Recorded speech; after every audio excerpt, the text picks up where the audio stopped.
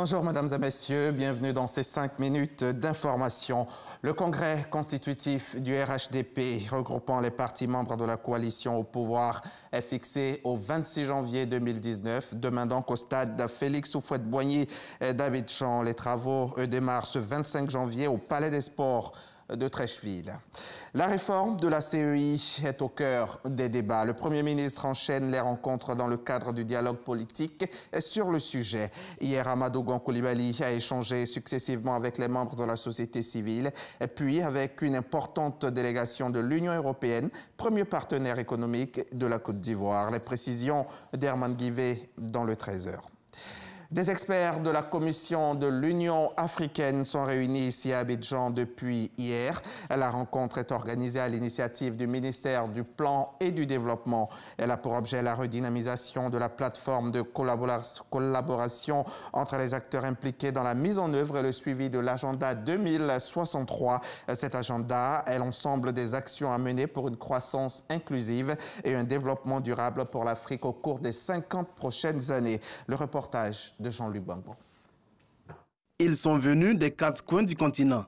Ces experts de la Commission de l'Union africaine ont la lourde tâche de poser les fondations pour la mise en œuvre de l'agenda 2063. Vision d'une Afrique intégrée, prospère et pacifique, représentant une force dynamique sur la scène internationale. L'agenda 2063 est avant tout une planification stratégique sur le terme long. Il couvre une période de 50 ans.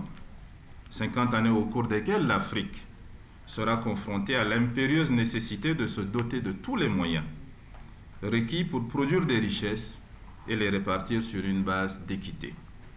L'agenda 2063, qui a été élaboré à l'issue d'une consultation populaire continentale, capitalise les aspirations profondes des populations africaines.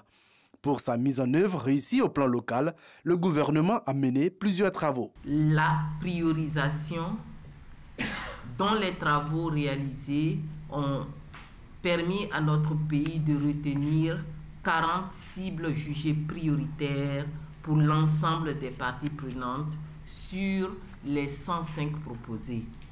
L'accélération qui a permis d'identifier les domaines et les secteurs prioritaires, les synergies et partenariats potentiels et les mesures et réformes transformationnelles pour surmonter les goulots d'étranglement qui pourraient entraver l'atteinte de chaque pilier du développement durable. Rappelons que c'est le chef de l'État ivoirien qui a reçu de ses pairs la mission de suivre la mise en œuvre de l'agenda 2063. Les travaux de ces experts permettront donc de préparer son rapport qui sera remis au chef d'État lors de la 32e session ordinaire de l'Union africaine prévue les 10 et 11 février 2019 à Addis Abeba en Éthiopie. Le village d'Elokaté à Bingerville va bientôt abriter un lycée régional. L'établissement sera construit sur une superficie de plus de 15 hectares avec une capacité de plus de 3000 élèves. La ministre Kandia Camara et le ministre-gouverneur Robert Begré-Mombé ont procédé hier à la pose de la première pierre du futur lycée régional qui va coûter au total 6 milliards de francs CFA. En ce début d'année 2019, l'actualité politique en Côte d'Ivoire est rythmée par presse interposée. Les journalistes entretiennent le débat dans cette atmosphère. L'ANP, l'autorité nationale de la presse, constate plusieurs dérives. Et pour les interpeller, le président de l'ANP a initié une rencontre avec les directeurs de publication et rédacteurs en chef des différents journaux de la place. Il les invite à plus de professionnalisme et de responsabilité. Les précisions de Serge Coléa à tout à l'heure dans le 13h. Au Burkina Faso, le nouveau Premier ministre Christophe Dabiré a nommé hier jeudi son gouvernement. 7 nouveaux ministres font leur entrée, tandis que 9 ont été remerciés. Premier fait marquant de cette nouvelle équipe gouvernementale, Chérif Sy, l'ancien président du Conseil national de la transition, et le nouveau ministre d'État, ministre de la Défense nationale et des anciens combattants. C'est lui qui, depuis son refuge, avait appelé les Burkinabés à s'opposer au coup de force de septembre 2015.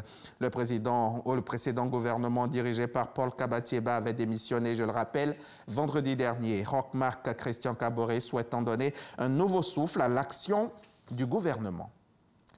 La nouvelle Chambre des députés du Togo a entamé ses travaux un peu plus d'un mois après les législatives. Et c'est à une femme que revient la présidence de l'Assemblée togolaise pour les 5 prochaines années. Chantal Yawad Segan devient ainsi la deuxième personnalité du pays pour diriger une chambre fortement rénovée, même si aucun député ne représente la coalition de 14 partis d'opposition qui a boycotté le scrutin.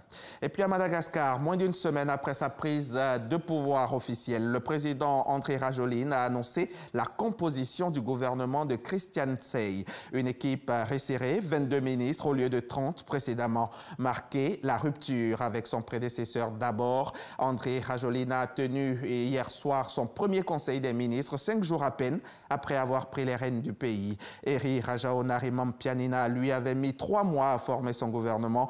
Parmi la nouvelle équipe, des experts, des techniciens, des hommes politiques et hommes d'affaires, mais aussi quelques membres de la garde rapprochée du président. C'est la fin de ce flash. Merci de l'avoir suivi. À tout à l'heure, 13h.